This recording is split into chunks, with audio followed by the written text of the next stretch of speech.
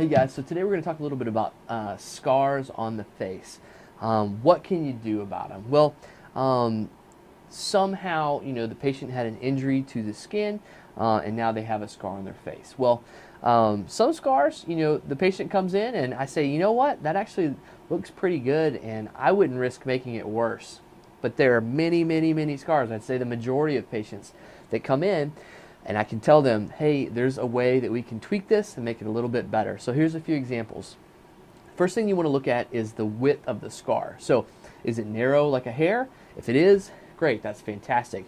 But some scars perhaps weren't closed correctly, or they were under too much tension, or there was tissue loss, and so the scar is actually wide. And so a scar that's wide typically can be revised to made more narrow.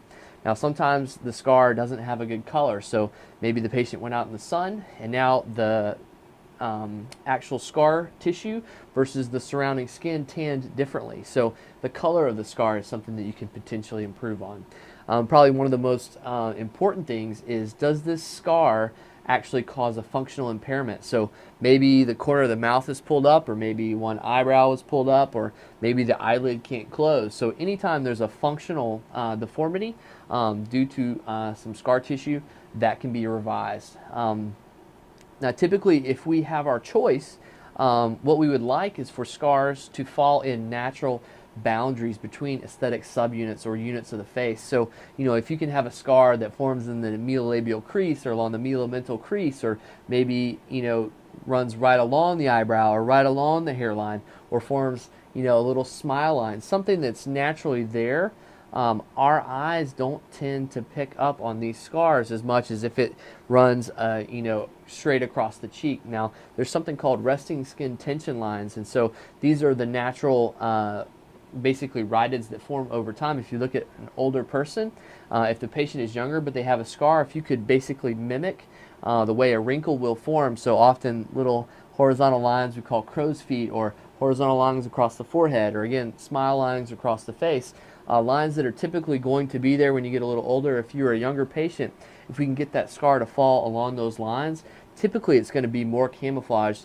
than if it runs perpendicular to a line. So say a scar that runs across the face this way. So there's very, very different things we can do with adjacent tissue rearrangement and transfer, Z-plasties and things of this nature, where we can reorient these scars. We can make them thinner. We can make the color match better. And again, very, very important that it doesn't functionally impair the patient, so they can still chew. There's no, drawing up of the corner of the mouth. They can close their eyelid like they're supposed to. These are all very important things that you have to consider when you're doing some type of scar revision. So this can be applicable to any scar that you have, no matter how you attain the scar. But if you're unhappy with the way the scar looks, I would recommend you come in for a consultation. We can look at the scar and discuss the options that you have together. Very often it's not a surgery, so it may be that you just need a little bit of resurfacing. So we often can do dermabrasion, which is basically like sanding the scar to help the scar and the natural skins surrounding it blend in. Often if it's a color mismatch, we can do a laser.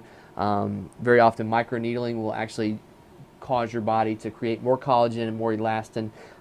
This will help calm down a scar, and for patients that have darker skin colors, this can be a good option. So there's many, many different things you can do, and if you have a scar and you're unhappy with the way it looks, I'd recommend you come in and we see if we can make it better for you. So thanks so much.